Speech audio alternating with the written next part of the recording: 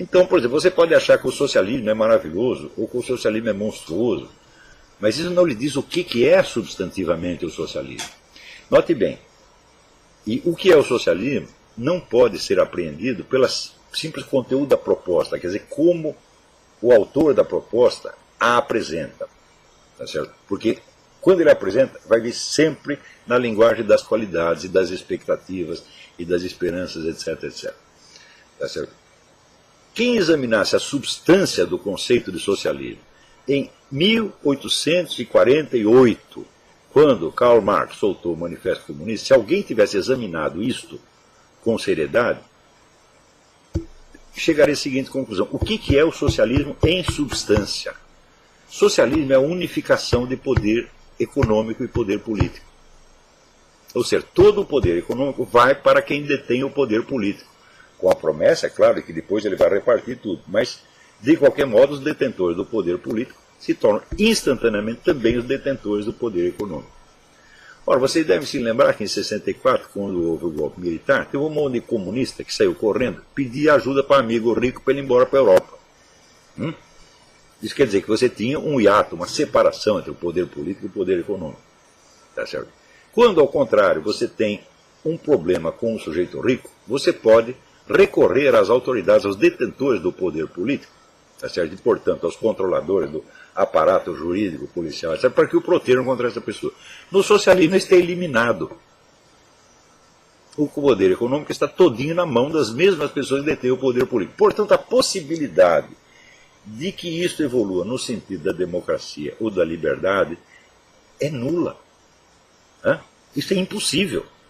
Então, quem quer... Acontece o seguinte, que o Manifesto Comunista, quando foi lançado, não atraiu a atenção de intelectuais. Atraiu a atenção só de militantes. Então, você não vai ver professores de filosofia na época examinando isso. Começaram a examinar 70 anos depois. Tá certo?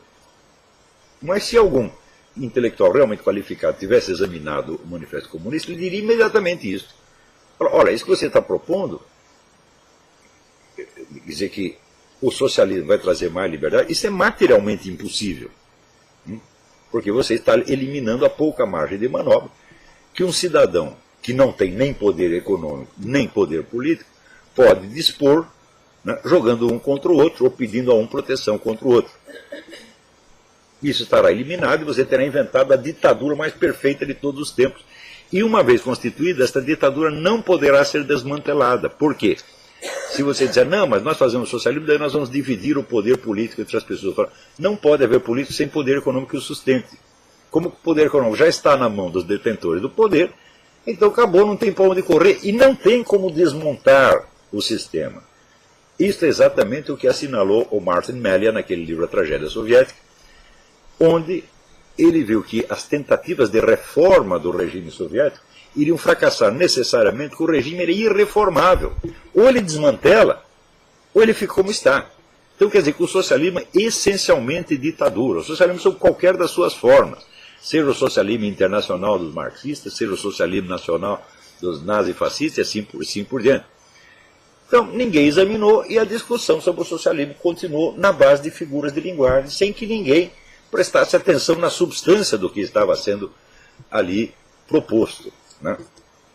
Pergunta: uma vez instaurado o regime comunista no Brasil, no que seria prejudicial a vida dos brasileiros mais humildes? Como viveríamos? Iguais aos cubanos e chineses?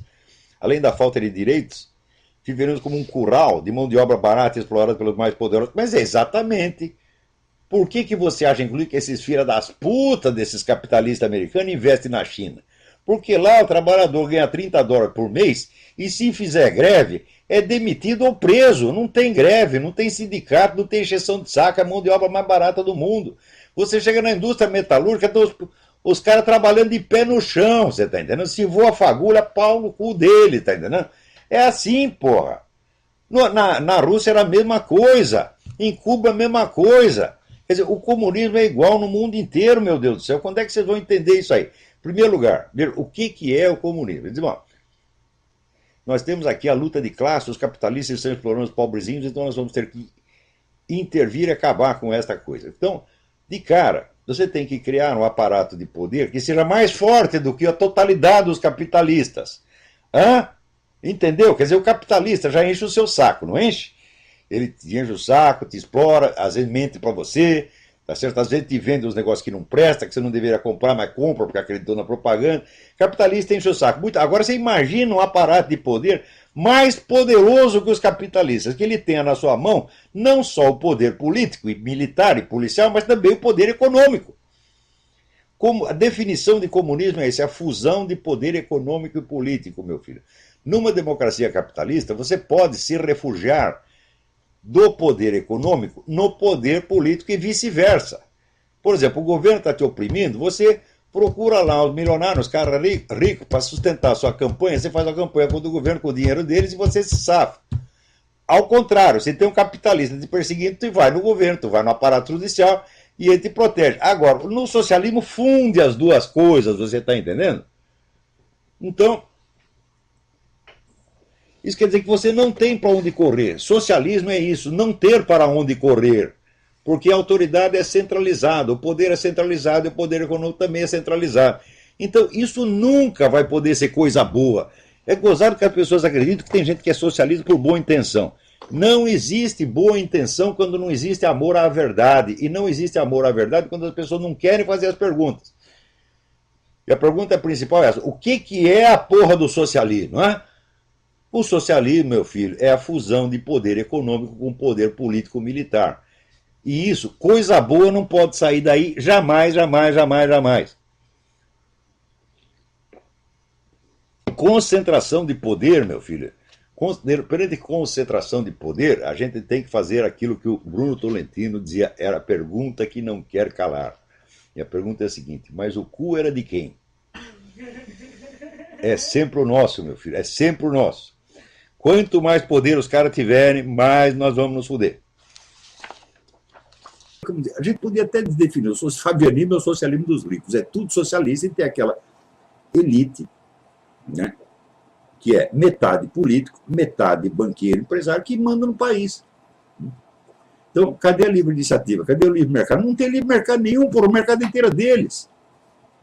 É do governo e deles, que são sempre parceiros. É difícil você saber onde termina o patrimônio deles, onde começa o do governo. Está tudo tão mesclado que não dá para saber mais. E essa esquerda inteira trabalha para essa elite global, você não tem a menor dúvida. E você acha que é coincidência que essas exposições do Santander e do banco são financiadas por bancos? É claro que não, porra. Né? Os banqueiros do mundo inteiro são globalistas e os globalistas financiam toda a esquerda mundial. Se fechar a Fundação Rockefeller, fecha 10 partidos de esquerda na América Latina. Tá certo? Então, é a elite global aliada com a intelectualidade esquerdista para promover o quê? O comunismo fala, não, ainda não. Para promover o que eles chamam multiculturalismo, que é a dissolução das soberanias nacionais, dos valores nacionais, da história nacional, das línguas nacionais, etc., para facilitar o quê? O advento da administração mundial, que é o sonho da elite. O pessoal não mede isso. Este negócio de governo mundial, para esta elite, são, digamos, 200, 300 famílias dinásticas, né? Tipo Rockefeller, Soros, etc., Morgan. Né? É uma questão de vida ou morte.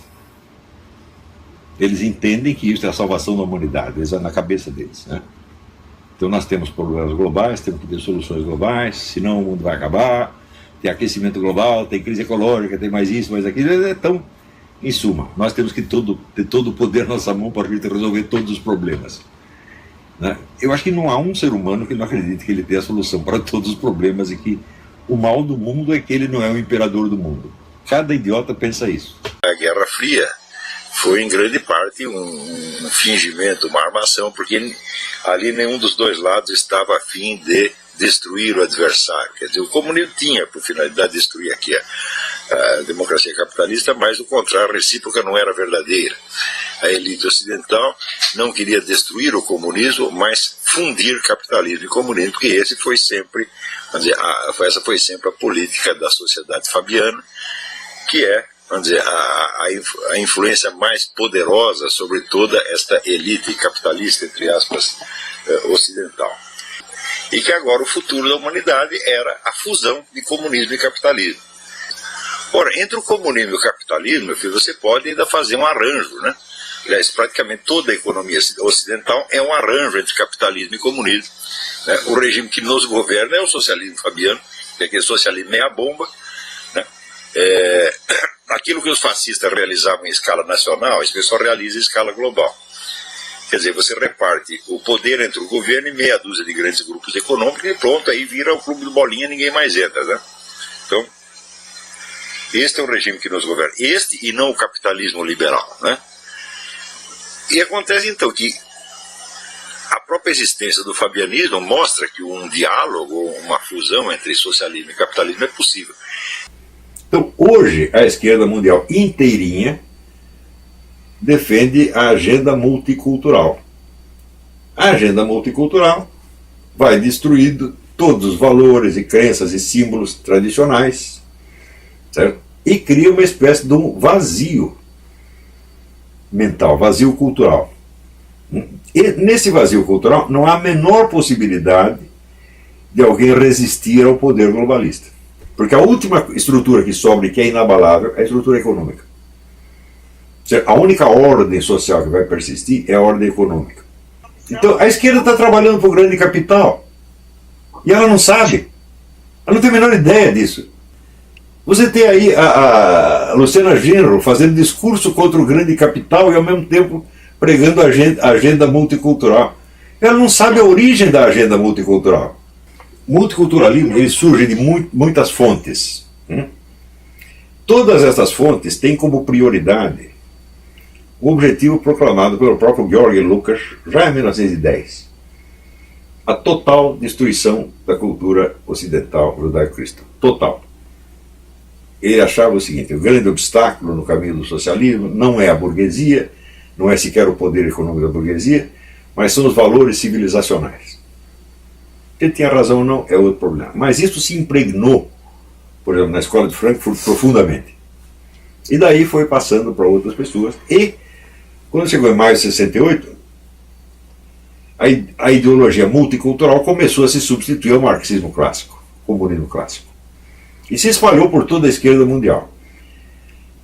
No momento em que isso acontece, você vê o grande capital internacional investindo pesadamente nisso aí. A própria exposição do MAM e do Santana são exemplos disso. Se você pegar, por exemplo, se você tirar da esquerda o dinheiro da Fundação Rockefeller, da Fundação Ford, da Fundação MacArthur, do George Soros, do Zuckerberg, do Bill Gates, acaba a esquerda. Ela todinha vive do dinheiro dessa gente. Né?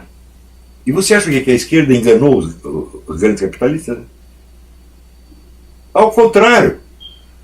Você vai ver todos os intelectuais de esquerda vivem desta gente. Eles trabalham para essas pessoas.